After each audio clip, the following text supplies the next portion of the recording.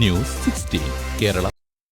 Saudi പണ്ഡിതനെ 16 തവണ കുത്തിക്കൊലപ്പെടുത്തി വീട് കൊള്ളയടിച്ചു. പ്രവാസിയുടെ വധശിക്ഷ നടപ്പാക്കി.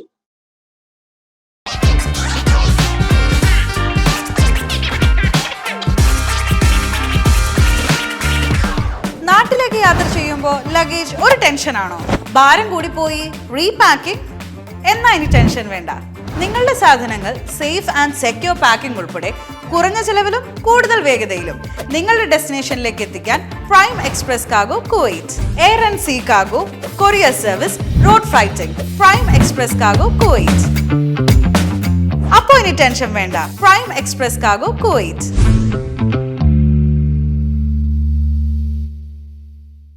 വീടിനുള്ളിൽ കടന്നു കയറി സൗദി പണ്ഡിതനെ ക്രൂരമായി കുത്തിക്കൊലപ്പെടുത്തിയ ഈജിപ്ഷ്യനായ പ്രതിയുടെ വധശിക്ഷ നടപ്പാക്കി. എഴുത്തുകാരനും യൂണിവേഴ്സിറ്റി പ്രൊഫസറും ഗവേഷകനും ഹദീസ് പണ്ഡിതനുമായ ഡോക്ടർ അബ്ദുൽ മാലിക് ഖാദിയാണ് കൊല്ലപ്പെട്ടത്.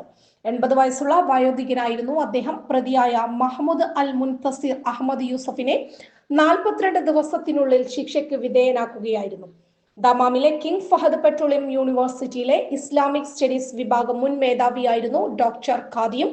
ഭാര്യയും ദമാമിലെ ദഹ്റാനിലാണ് താമസിച്ചിരുന്നത്. ഇക്കഴിഞ്ഞ ജൂൺ 5-നായിരുന്നു സംഭവം.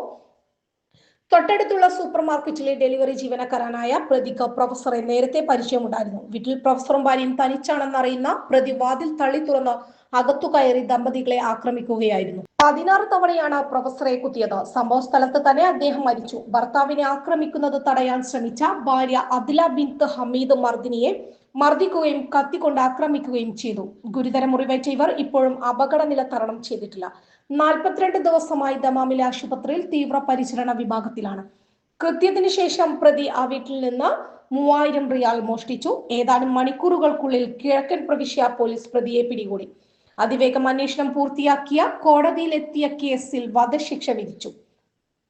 ദമാമിൽ വെച്ച് വ്യാഴാഴ്ച ആഭ്യന്തര മന്ത്രാലയം വധശിക്ഷ നടപ്പാക്കിയത്. മുൻകൂട്ടി ആസൂത്രണം നടത്തിയാണ് പ്രതി കൃത്യം നടത്തിയതെന്ന് കണ്ടെത്തിയിരുന്നു. വേഗത്തിലുള്ളതും നിർണായകവുമായ ഒരു നീതിന്യായ പ്രക്രിയയാണ് നടന്നതെന്ന് മന്ത്രാലയം വാർത്താക്കുറിപ്പിൽ പറഞ്ഞു. ദഹ്റാൻ നഗരത്തെയും പ്രത്യേകിച്ച് സൗദി അറേബ്യയെയും മുഴുവൻ പിടിച്ചു കുലുക്കിയ ഭയാനകമായ കുറ്റകൃത്യമായിരുന്നു ഇത്. കുറ്റകൃത്യത്തിന്റെ ഭീകരത കണക്കിലെടുക്കുമ്പോൾ അതിന്റെ പ്രത്യാഘാതങ്ങൾ രാജ്യത്തിനപ്പുറത്തേക്ക് വ്യാപിച്ചെന്നും മന്ത്രാലയം ചൂണ്ടിക്കാട്ടി.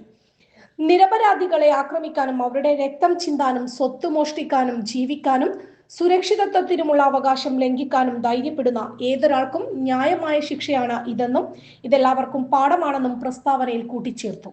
കിങ് ഫഹദ് സർവകലാശാലയിലെ ഇസ്ലാമിക പഠന വകുപ്പിൽ പ്രൊഫസറും മേധാവിയുമായിരുന്ന ഖാദി ധാർമ്മികതയും ഉദാരതയും കുടുംബത്തോടും ബന്ധുക്കളോടും ദയയും വിദ്യാർത്ഥികളോട് വളരെ അടുപ്പം സൂക്ഷിച്ചിരുന്ന രാജ്യത്താകെ അറിയപ്പെടുന്ന പണ്ഡിതനായിരുന്നു. ഹദീസ് മേഖലയിൽ പണ്ഡിതോചിതമായ സംഭാവനകൾ അദ്ദേഹം നൽകിയിട്ടുണ്ട്. ജോലിയിൽ നിന്ന് വിരമിച്ചതിന് ശേഷം പഠനം, എഴുത്ത് എന്നിവ തുടരുകയും ദ എൻസൈക്ലോപീഡിയ ഓഫ് പ്രൊഫൈറ്റിക് ഹദീസ്, ദ ഓതേഴ്സ് ഓൺ ദ സുന്നത്ത് ആൻഡ് ബയോഗ്രഫി എന്നീ വിജ്ഞാനകോശ പുസ്തകങ്ങൾ പ്രസിദ്ധീകരിക്കുകയും ചെയ്തിരുന്നു. രാജ്യത്ത് ഏറെ അറിയപ്പെടുന്ന ഒരു പണ്ഡിതനായിരുന്നു അദ്ദേഹം. News 60 news desk.